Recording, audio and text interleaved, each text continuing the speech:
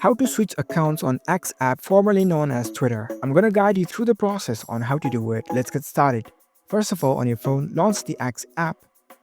After you are in the app, make sure that you are logged in with your accounts. Now, in order to switch accounts on the X app, you must have multiple accounts.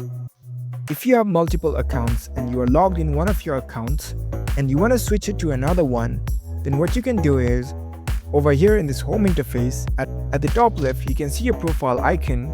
Tap on it. You will see a pop-up like this. Now at the top, you can see your current profile icon, and in the top right, you can see three dots icon. Tap on it. Now you will see the list of accounts that you are logged in from your device. You can even add another account over here, and they all will be listed over here. So in order to switch accounts, you can simply tap on the another profile. And there you go. That's a very easy switch from one account to another in X app.